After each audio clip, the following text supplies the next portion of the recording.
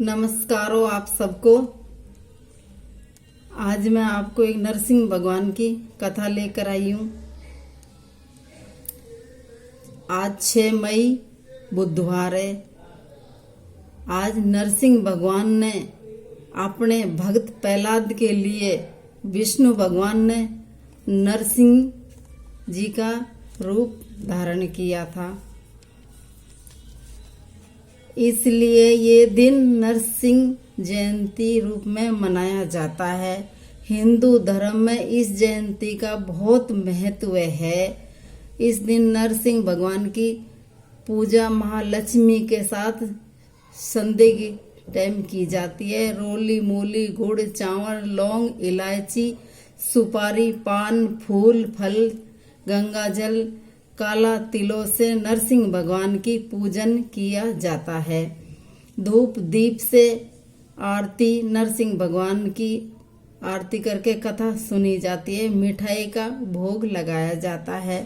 नरसिंह भगवान का पूजन करके व्रत करने से सभी प्रकार के दुख दर्द दूर हो जाते हैं।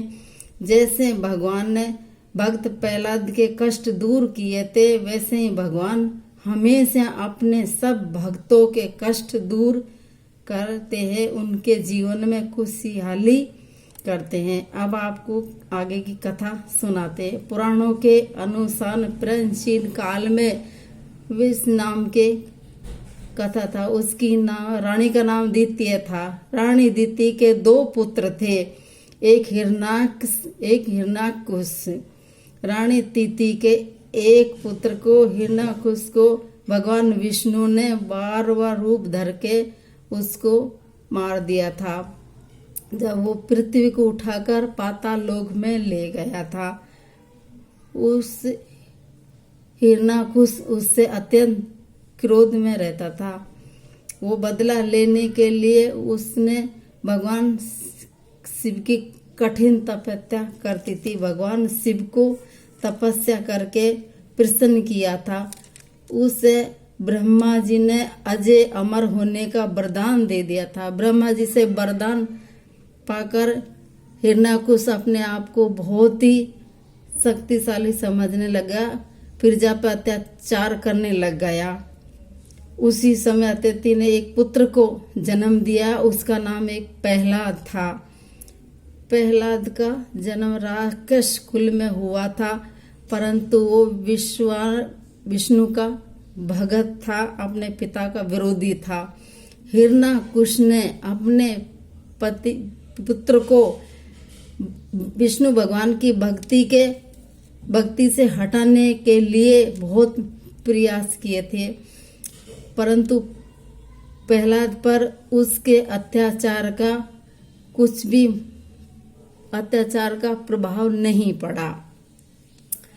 खूब षड्यंत्र रचता था। उसका पिताजी है, उसको ऊपर पर्वत की चोटी से उसको गिरा देता था, फिर भी प्रहलाद नहीं मरता था। उसको समंदर में फेंक दिया, तब भी प्रहलाद भगवान ने बचा लिया।